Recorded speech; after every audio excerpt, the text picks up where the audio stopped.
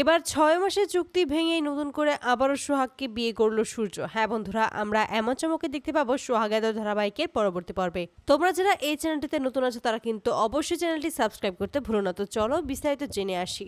ইন্দ্রর কাছে যখনই টাকা চাইতে আসে সোহাগ, ঠিক তখনই ইন্দ্র বুঝতে পারে যে আসলে সোহাগ তার বাড়ির জন্যই টাকা চাইতে এসেছে। সমস্ত কিছু শুনেই মনে মনে বলেছে, সোহাগ তুই একটা রত্ন, তোকে এবার আমি কোনোভাবেই এই বাড়ি থেকে হাতছাড়া করতে পারবো না। তোকেই আমার এই বাড়িতে খুব প্রয়োজন, একমাত্র তুই পারবি সবাইকে সঠিক রাস্তায় ফিরিয়ে আনতে, আমার এই পুরো পরিবারটাকে খুব সুন্দরভাবে সাজাতে, ভালোবাসায় পরিপূর্ণ করে রাখতে, আর তার জন্য যা যা করতে হয় আমাকে, আমি তাই করবো। অপরদিকে দেখা যায় যে এই বিষয় নিয়ে সূর্যের সাথে কথা বলতে আসে ইন্দ্র। ঠিক তখনই সূর্য বলছে, বাবা তুমি কি আমাকে কিছু বলবে? ঠিক তখন ইন্দ্র বলে, হ্যাঁ আমি তোকে কিছু কথা বলতে চাই। আমি চাই সোহাগ সারা জীবনের জন্য আমার পুত্রবধূ হয়েই এই বাড়িতে থাকুক। ঠিক তখনই সূর্য বলছে, অবশ্যই ও থাকতে পারে, তাতে আমার কোনো সন্দেহ নেই, আমার কোনো আপত্তিও নেই, তুমি যা খুশি তাই করতে পারো, ও সারা জীবন এখানে থাকতে পারে। ঠিক তখনই ইন্দ্র বলেছে, এভাবে নয়, এভাবে তোর 6 মাসের চুক্তির বউ হিসেবে নয়, ওকে আমি সারা জীবনের জন্য সত্যিকারের ছেলের বউ হিসেবে দেখতে চাই। তুই ওকে ভালোবাসিস, এটা মুখ ফুটে বলে দিলেও তো পারিস। ঠিক তখনই সূর্য বলছে, কে তোমাকে বলেছে বাবা যে আমি ওকে ভালোবাসি? আমি সত্যি ওকে ভালোবাসি না। তখন ইন্দ্র বলে, সত্যি বলছিস? তুই সত্যি ওকে ভালোবাসিস না? তাহলে ও যখন কিডন্যাপ হয়েছিল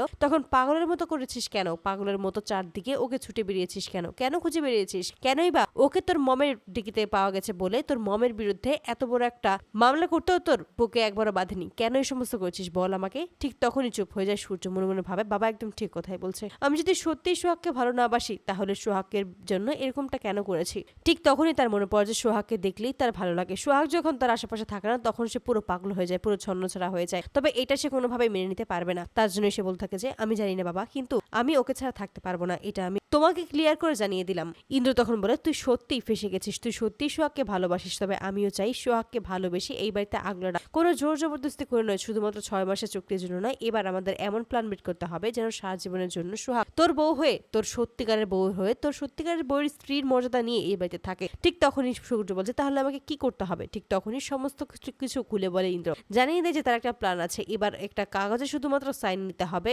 সোহাগে, আর তারপরে তোদের রেজিস্ট্রিটা হয়ে যাবে। এতে করে সূর্য রাজি হয়েছে। তারপর সকলের চোখের আড়ালেই সমস্ত কিছুই ব্যবস্থা করে ফেলে ইন্দ্র। আর হঠাৎ করে একদিন সোহাগকে একটা কাগজে সাইন করতে বলে। ঠিক তখনই জিজ্ঞেস করে ইন্দ্রকে যে এটা কিসের কাগজ কর্তাবাবু? ঠিক তখনই ইন্দ্র বলছে, তুই কি আমাকে বিশ্বাস করিস না? তুই আমাকে এই সমস্ত প্রশ্ন করতে পারিস? যদি তুই অবিশ্বাস করিস তাহলে থাক, এখানে কোনো সাইন তোকে করতে হবে না, কিন্তু তুই আমাকে কিছু জিজ্ঞেস করতে পারবি না। ঠিক তখনই সোহাগ ইন্দ্রকে বলেছে, না কর্তাবাবু, আমি সত্যি আপনাকে নিজের থেকেও বেশি বিশ্বাস করি। এই বলেই তখন সেখানে সাইন করে দেয়। আর তারপরেই সকলের সামনেই তখন ওই কাগজ টেনে দেয় আর বলে যে এখন থেকে 6 মাসের চুক্তি ভেঙে গেছে এবং নতুন করে সোহাগ আমার স্ত্রী, তাই এবার সোহাগকে অপমান করার অধিকার কারণই। এই সমস্ত ব্যাপার দেখে ক্ষিপ্ত হয়ে যায় ময়ূরাক্ষী নিজেই। সে কোনোভাবেই মেনে নিতে পারে না যে এইরকম একটা কাজ সূর্য করতে পারে। তো বন্ধুরা, তোমরা কি চাও জন্য এবার এভাবে 6 মাসের চুক্তি ভেঙে নতুন করে যেন আবার সোহাগকে বিয়ে করে সূর্য? অবশ্যই তোমরা তোমাদের মতামত কমেন্ট বক্সে জানাতে ভুলবে না। ধন্যবাদ।